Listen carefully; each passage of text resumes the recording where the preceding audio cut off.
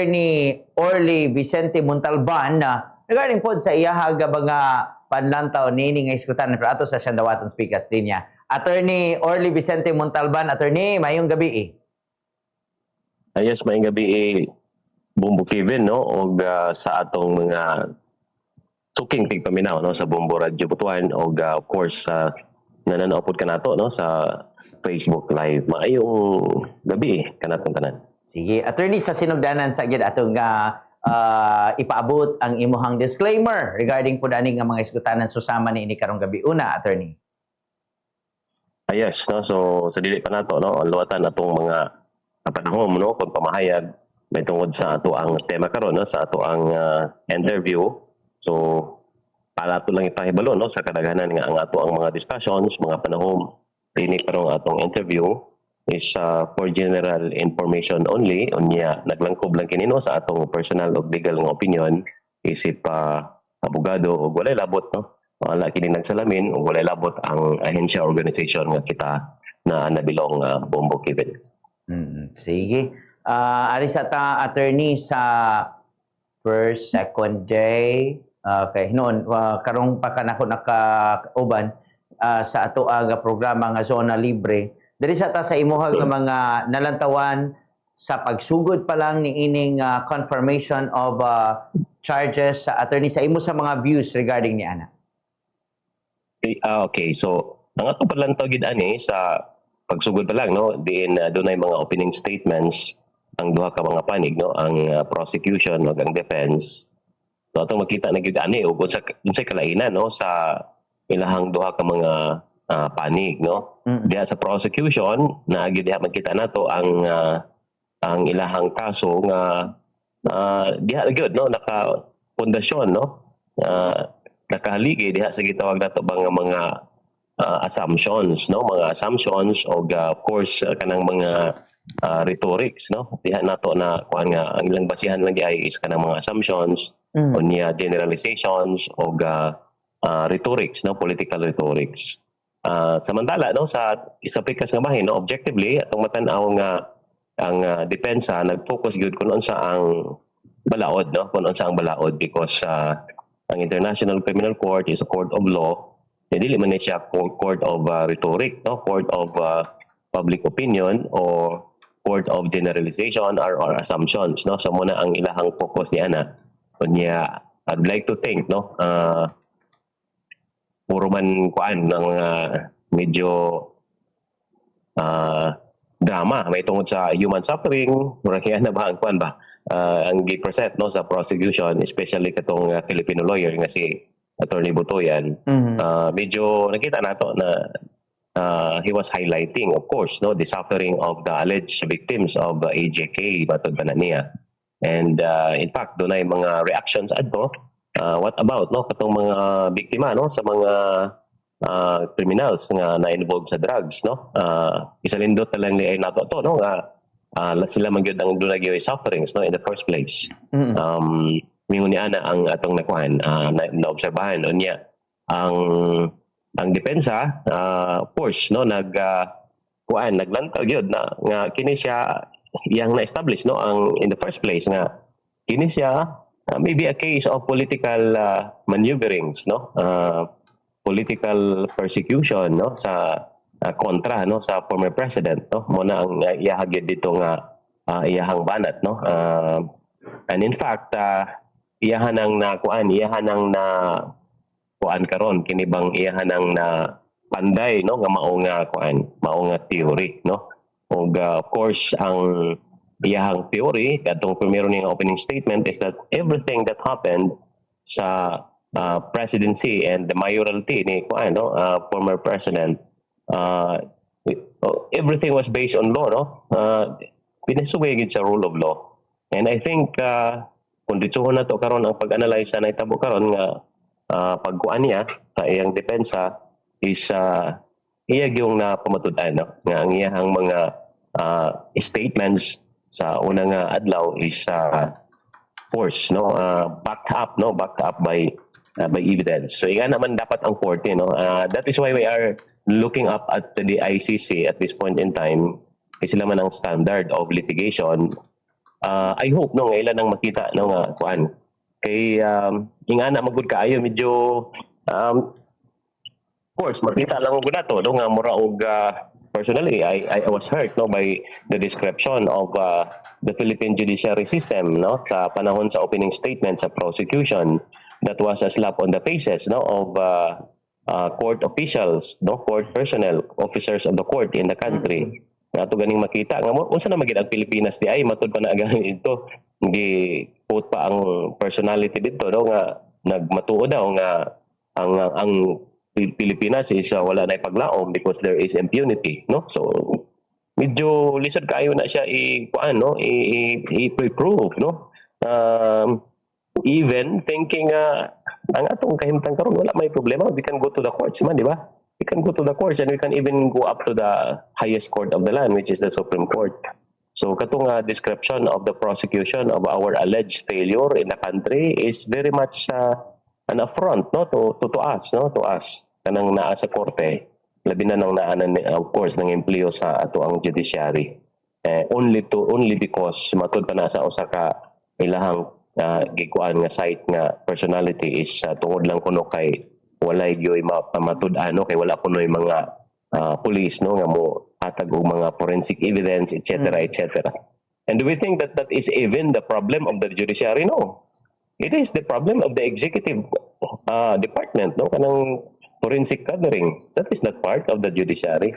That's the part of the police no. So ingana ang kuan. And in fact if kung atong tanahon naigo ra pod no ang personality no nga ingon ni ana nag-pronounce ni ana nga mao nga statement so yang ana ang atong padlantaw no sa unang adlaw kunya mao lagi na ang prosecution was of course no able to tanaw na to allegedly prove no kay mao lang nga mao daw to ilang theory but mao lagi na establish naman daan ni Attorney Kaufman nga if there is evidence that is presented by the prosecution kini nga evidence is half-hearted no ang kini nga evidence is dili contextual no dili siya nag-istorya gid pod sa unsay whole picture no so dili siya ingon ni ana ka complete evidence no kana siya is matud pa na niya is gikuan lang siya gipick lang cherry pick no cherry pick lang sa prosecution in order to advance their cause no or advance their case also. So ingon ni ana ang nahitabo bumbukiben sa una ug ikaduhang adlaw. And at this point in time fresh pa man gyud kaayo bumbukiben no ang nahitabo. So ato pang ma-discuss karon no ang ato ang before that no bumbukiben ato lang ipahibalo po no alang sa kasayuran sa katawhan no nga diri magutay sising anong naing-ani nga confirmation of charges tungod tulo man gud ka kanabang stages no ang naa diha sa ICC in terms of holding a person accountable no una sa tanan katong ang quantum of evidence or proof is tulupod kay tutulo man ka stages katong sa aspect pa nga doon na pay pag-issue og kuan kanang warrant of arrest mo tong sa kuan no atong reasonable ground to believe no nga ang tao is nakahimo sa maong nga krimen kanang crime against humanity. Kaduha dayon kini na dayong substantial evidence no ang substantial evidence to prove no nga kini yung or substantial grounds to believe nga ang tao gyud mo naghimo og kuan mo na ni karon sa confirmation of charges. So ang atong isgutan diri strong ba ang evidence? Oo. Okay, strong ba ang evidence nga mo proceed ta sa trial? We can confirm the charges. No mo na ikaduha din nga stage. Kana siya is naa sa pre-trial nga chamber. Wala siya equivalent gyud ani nga scenario diri sa Pilipinas sa bumbukiben in terms of kanang pre-trial chamber. Naalang tay pre-trial diri pero part man na siya actually sa trial mo nang naakaron diha sa ato ang no sa atong court. Kay gikan sa fiscal i-file ang information diha na dayon ang arraignment unya pre-trial unya trial proper. Diri ang atong pre-trial dili na mag-determine sa imuhang kung doon na ba substantial evidence or ground to believe no. Kanang pre-trial diri mo na ang preparations no kanang stipulation of facts no kanang mga ba issues mga so diha na kapahin siya sa pag-prepare sa imuha sa trial mo na ito tawag pre-trial diri lahi dito ang pre-trial dito is tanawon karon sa mga judges sa pre-trial chamber nga kuan ba strong ba ang evidence nga mo proceed gyud ta sa trial stage. No, ingon ni ana. No, muna atong makuan lang no. Unya ang quantum of proof na dayon dito sa trial stage kato nang proof beyond reasonable doubt, no? Proof beyond reasonable doubt. Nga wala dagay pagduda nga sa imong mind, wala dagay pagduda nga kita na mao gyud ni, no? Ang naghimo sa krimen or kanang gitawag nato nga siya ang perpetrator, no? Unya na po siya co-perpetrators. Okay, well anyway, so dili ta karon sa atong observation, if I may Bumbukiwin mo padayon ta. Sige lang, attorney. Okay, so diri nato nakita karon ang mga argumento no ni attorney na Nicholas Kaufman no sa iyahang karong submission man ang tawag niini no. So ang una kanang gitawag nato nga lack of direct evidence and smoking gun. So giklaro na niya no nga wala joy ebidensya. Siya nag-argue siya nga ang prosecution ang ilang kaso is weak no.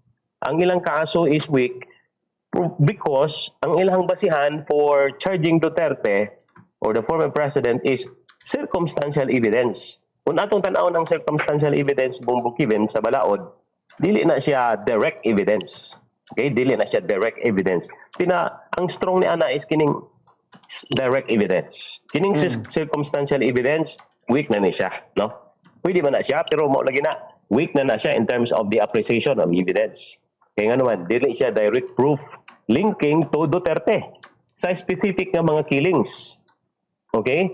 So, dili siya wala siya direct proof nga mag-link ng Duterte to specific killings. Now, remember, as alleged nila nga perpetrator, ang importante magod ni Bumbukiwin is dunay gitawag nga causal nexus. Sa balaod pa, gitang gitawag sa term pa is causal nexus. Causal link, no? Causal link. Nexus means link.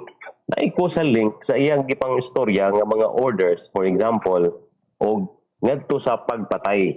Okay? Ngadto sa pagpatay. He directed it and the co-perpetrators carried it out, or the co-perpetrators also ordered other people to kill. So inga na ang kuan ana no, ang ingon ni ana dapat no, ang presentation sa kining gitawag nato ba nga co-perpetration no nga giingon sa kinibang prosecution. Okay? So si Kaufman sa una nga kuan, sa una niya nga argumento kining lack of direct evidence and smoking gun, iyang gi-highlight nga sa 19 ka mga alleged murder incidents sa Bumbukiwin, okay? Wala jud siya kuan, wala gid na siya, wala naka-prove ang prosecution nga nag-issue si Duterte og direct order to kill. Direct order. Wala jud nga naman. Ang ilang magong gibasihan for saying nga si Duterte mo nag-order are kining iyahang mga public statements nga tawgon nato pod og mga political statements. Kining gitawag nato nga political rhetoric even no. So kung kana ang imong basihan, never gyud ko nakabasa sa bisag unsa nga libros balaod Bumbukiwin nga ang political statements can become the basis of criminal guilt. Wala gyud. No, kay political statements they are intended for the public, no, to either like or dislike your public policy. So ingon niya nang kuan. Now, if they are political statements and they should be considered as political statements, tanaw na to karon kung unsa pod ang effect anang iyang mga public statements sa public mismo because they are political or public statements. So unsa man ang result niya ana?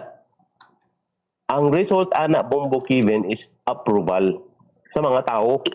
Pila may approval rating sa atohang pangulo? 80 plus pa niyata Bumbukiwin no? And in fact, when he stepped down from the presidency, siya ang nakaangkon sa pinaka-highest approval rating so far, no? Sa mga presidents, sa mga past presidents. So, tanaw na to, there was no direct order to kill. Ang prosecution has presented katong mga gitawag niya nga political statements. And even then, kung atong tanawon, dili ganito siya kumpleto. Nag-ingon ang defense nga spliced up lang o kuha-kuha lang ba?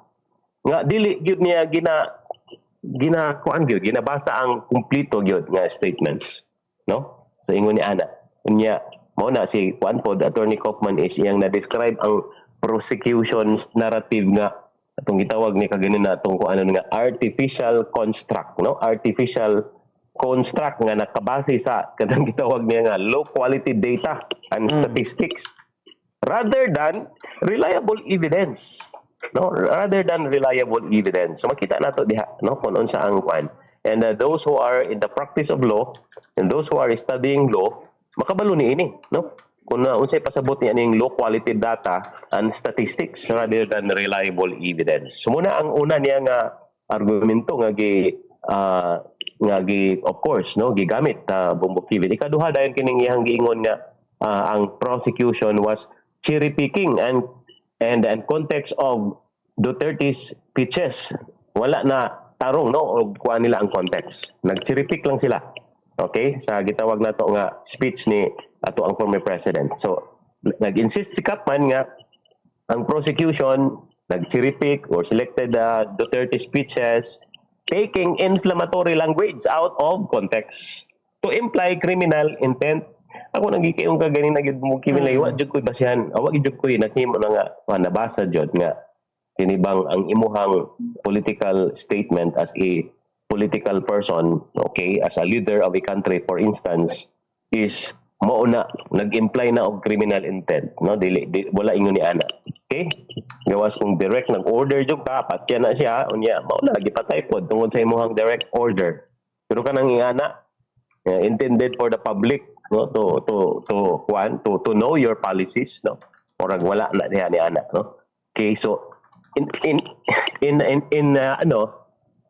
his presentation si Kaufman po niingon po siya nga tanan mga kasagaran sa mga statements ni former president were rhetorical, no, rhetorical and aim or kana bang ang tuyo adto is to instill fear or discipline, no, rather than nagkumanto og extrajudicial killings. Kay matod pa na gani ni Kaufman, wala man si Duterte nag-ingon nga kini bang ipatyo ninyo extrajudicially, meaning patyo ninyo. Ang iyang giingon is basta manlaban mo, resist, dili mo pailalom sa balaod, which is legitimate ron kung ingana, no, kung manlaban mo, resist sa balaod, then use your duty, no, as officers of the law, no, so ingon ni ana. Now mao na ang ikaduha, Bumbukivid, no, ang ikatulo dayon, no, padayon ra ba ta? Yes, sir. Sige, attorney. Padayon natin. Ang ikatulo dayon is ang iyahang pag-argue nga ang interpretation sa prosecution sa term nga neutralize is mao ni ang pag-murder, no. So dili ingon ni ana.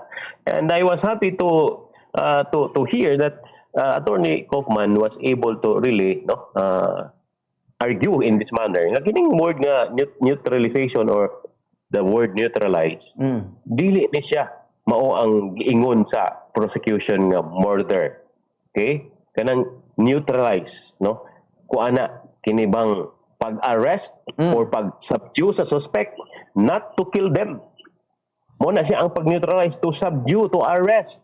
Okay? To let the person surrender. So that is neutralization. And in fact, matod pa na ni Attorney Kaufman nga ang word nga neutralize was already even used. No, nagamit na siya sa ato ang government before sa panahon ni President Duterte. And I think if I was not wrong, if I'm not wrong, medyo nakakuanto siya og year, mga 2013 and 2013 kisa pa may presidente ana. That was the Ninoy's term, Noynoy's term, no? Noynoy's term pa. So nagamit na ang word nga neutralize. Why would you apply neutralize to mean murder in this case? No, dili man ingon ni ana. And in fact, si Attorney Kaufman has presented successfully, no, the documents, no, the operation manual of the PNP kung unsa nang neutralize ug naapod siya mga gi-present nga mga reports and statistics nga kung inyong tanaw na kung ang atong president ba gyud as projected or alleged by the prosecution nga kuan kini bang mamamatay tao, mura og kuan gid siya bloodthirsty, so kanang 100,000 kapin ka mga arrest and operations dapat na patay na tanan, no, because mo man na siya nga tao kung imong i-paint na siya ingon man ni ana, no. So successful, so to my mind successful kaayo ang prosecution nga gitackle gid ni siya kining neutralize ng word because this has something to do sa case build up sa case theory sa prosecution. Okay? Number 4 dayon na nga argument niya is katong proportion of deaths to arrest, no? Katong akong giikuan lakbitan nga gamay pero mauna siya pod ang ato ang natanaw nga 97% man daay mga arrested mumbo Kevin. 97% and only 3% okay ang namatay tungod kay nang laban. So ingon ni ana. So gigamit ni Kaufman ang PDEA no nga data no. Iyang gi-emphasize nga it is just a small fraction or percentage of deaths.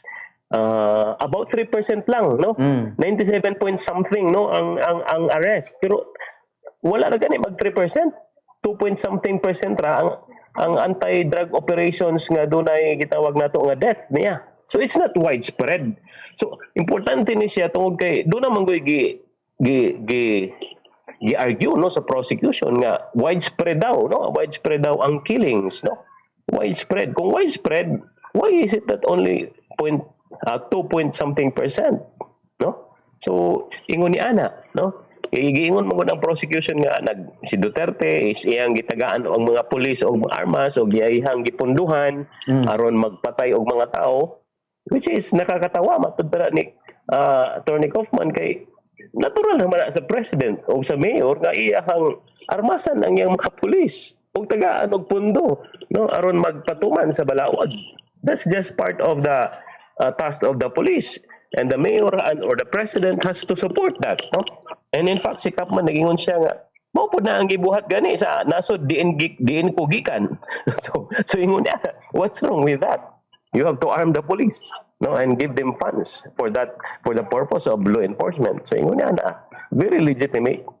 Okay. So, next dayon nga yung argument is kung doon na magaling na patay, it's because there is self-defense and lawful conduct nga gihimo sa atong mga kapulisan. So, iya pong gikuan ani, iya pong hatag bumbo kive, no, ang mga speeches pod o mga directives nga si Duterte, nag-ingon siya sa mga police, no, nga kill only in self-defense and follow the operational procedures. So kini nga mga instruction ni Duterte nag-contradict ni sa ilahang theory sa prosecution nga si Duterte is a wanton criminal nga dunay intentional unlawful killing always, no? So ingon ni ana, so na-destroy yun ang ilahang theory ni ingon ini nga ing ana si Duterte yun ka murag wa na joy toothless criminal. Kana bangway paghuna-huna no nga kriminal ingon ni ana nga kuan. So wa na gyud magpataka rag pamatay. So kini ana unsa naman na siya nga tawo mura magrabe na kailang pag-portray sa atong former president. So ingon ni ana. Now kini pong sa population area nga kana issue nga target daw ang civilian population. Kini gid siya is very damaging to the prosecution bumbo given. Tungod kay gi-challenge ni Attorney Kaufman ang theory sa prosecution. Matod pa na niya, matod sa prosecution is kuan man, di ba? Ang action ni Duterte amounted to an attack on the entire population. Okay, mo man na ilahang gi-advance nila nga theory. So, nag-ingon dayon si Kaufman nga kini galing nga theory is very bizarre and legally unfounded. Okay, kay nga naman kining namatay, they are just random. Okay, anya dili sila targeted. Kato lamang mga criminal, alleged criminal nga nanlaban. So unsa man lugar bahaton sa mga police, they have to exercise self-defense in the conduct of their lawful duty. So ingon niya na ang nahitabo. So dili wala nang gitawag nato nga widespread and ang target is civilian population. And in fact, I have repeatedly said sa akong mga interviews with Bumbo Radio Butuan and other Bumbo Radio nga mga stations diri sa Cagayan and sa Malaybalay nga kining kuan kana bang number of killings nga gi-charged against the former president is even less than the victims of the Ampatuan massacre. Pila ra gani itong kang Duterte 49 and 14 magkato unya katong sa kuan kining gitawag nato nga Maguindanao massacre pila to 63 yata to tong mga kuan nato in town luoy nga mga member of media itiran damay pa no and unsuspecting motorist na damay pa to. But anyway, so ingon ni ana no? The sheer number itself of the alleged deaths, no, nga moabot lang sa mga 49 or what, 14 baka to. Nagpakita gid na nga there is no population that is targeted nga civilian population, no. So the target population issue is being of course attacked by Attorney Kaufman in a very successful manner. Okay? So ingon ni ana, niya katapusan dayon kining ikapito dayon nga argumento ni Attorney Kaufman, which is successful kasi is ang political motivation and context, no. So diri makuha na to nga ang case katong akong giingon kaganina ni former president is politically motivated. Unya nagkuan ni siya, sumikad ni sa disagreements with the political views of the sitting president. So muna ang iyang giingon diha. So si Duterte manggod criticize opponents, di ba? So ingon ni ana unya, of course tungod ni ana muna day na ang hinungdan nga hinahinay na og lihok ang ato ang kuan nato. Okay? Ang ato ang ang ilahang pag-prosecute, I mean sa ato ang former president nga nakaabot na in taon dito siya sa The Hague bisan og kini nga mga kaso unta diri lang manggani dapat nato idungog sa ato ang kanabang nasod, but they did not even try to file these cases here, no. Niadto gid sila didto nagpalaban sa ICC unya ang ICC pod, no, because of naamay kuan dito nag-initiate aning filing. So ila pong gina-entertain although there is a challenge on jurisdiction. So ingon ni ana Bumbukiven atong nakita nining adlaw sa presentation, halfway man siguro ni sa presentation sa ato ang defense side or defense Bumbukiven. Oo. Attorney, basta nalabyan lang. Komento to nimo atong iya magutong na-appeal to mention actually ang katong sa quarry sa Davao wherein gipang mention silang kanhi, di ba, DOJ Secretary Laila de Lima. Unya, i-mention niya kaganina nga dili man to matud pa ingon ni Kaufman sa iyahang pamahayag nga mga World War II man to nga patay ang nadidto, dili man daw to sa mga war on drugs or matud pa ning panahon na kanang panahon na daw ni Duterte nga paglingkod ang mga nangamatay dito, attorney. Unsay take ni Maddo? Yeah, so tinuod na, no, because you can assume anything you want to assume tungod kay wala may forensic ganing investigation atong nakita nga mga allegedly, no, nga mga biktima daw sa war on drugs ni Duterte sa Davao. O kinsa man to ikuanan to basin og katopod mga mga rebelde pod atong panahon because ang Davao was known for di ba, insurgency. So sa Pilipinas daghan tay mga nadiskobrehan nga mga mass graves, di ba? So ingon ni ana, so we can even assume that maybe mga former rebels, no, that were of course kinibang assassinated by their own comrades, no. So ingon ni ana tong mga kuan ni ana. And when Kaufman told us nga maybe kato sila mga war II victims to, di ba? Mga kuan. So wala may forensic investigation. Had they proceeded to kana bang gitawag o get forensic examination on the remains of those who were discovered in the quarry, wala man po dungay report nga ingon ni ana. And only because of the statement of the former Secretary of Justice si Laila de Lima dito sa Senate hearing ata nga naay quarry dito nga na-discoveryhan niya kuan din kani karon sa prosecution dito sa ICC. If that has no weight, Bumbukiven kung natong tan-awon. Of course, there were many instances nga daghani mga mass graves nga na-discover all over the Philippines. Na magani sa Negros, na diya sa Butuan Dapit, sa Caraga, na sa mga rebel-infested areas. This will of course weaken and will prove that the prosecution's theory is really not strong. Very, very weak. To my opinion, very, very weak. So, may mga reaction. Ato gyapon ko na reaction, opinion ra daw to ni Kaufman. Attorney, lantaw nimo. No. Si Kaufman has always backed up his claims through evidence. No, makita man nato dito na ay mga operations manual, na ay mga statistics, no. naatanan diha, no, ang atong mga kuan. Whereas kung atong tanaw ng prosecution, bali ang ilang kuan. Naa sila gi-present nga kuan kini ibang evidence pero dili kompleto nga evidence, no, katulang mga parts sa statement that are inflammatory to the former president. Katong whole statement niya dili nila gina-appeal, no, sa ilahang presentation of evidence. So that is half-baked and half-hearted nga evidence. So diingon niya na ang opinion ni Kaufman, you cannot do that sa kang Kaufman. Opinion ni Kaufman, I think it's not opinion because Kaufman is an outsider, no? There is Pilipinas. He did not know what happened here. What he was relying on, kining mga pieces of evidence. And when you are that person, you cannot even say nga kana bang opinionated ning tawana because he will just base on evidence. And in fact, kung ato pang tanawon, mas opinionated pata diri nga naa sa tong nasod because we experience firsthand, no, kung unsa ang ato ang kalainan, no, sa former president's time unya time nga wala na siya sa gahom. So ingon na ba? Layo ra kay nang ingon nga kuan kana sa side po na sa ilahang kana bang siguro sa kana bang close na kayo ang mind nga ang prosecution na lang pod ang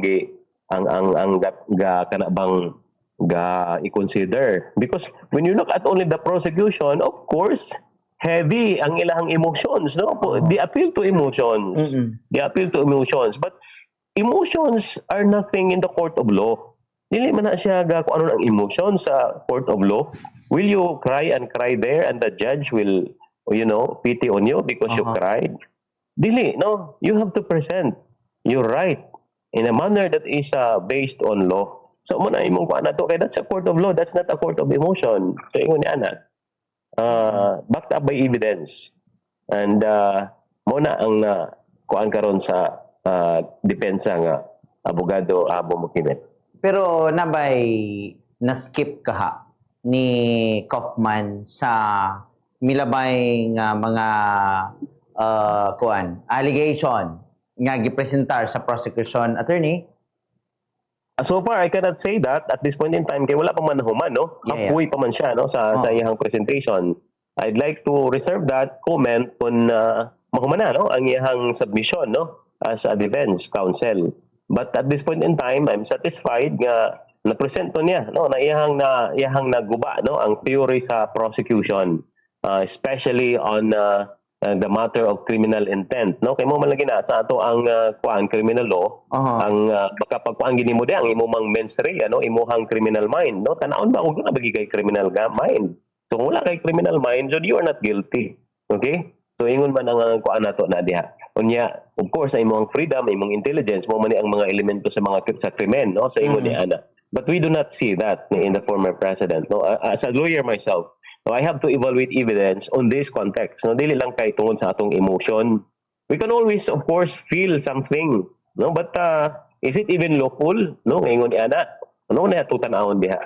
No, kay mo lagi na mo palantas kay suffering lagi pod sa kuan lagi. We can on the side of defense, we can also be emotional kanang yana nga mga kuan kay ang atong ginatanaw po na for example kana mang side sa mga victims, no. So mo po na to.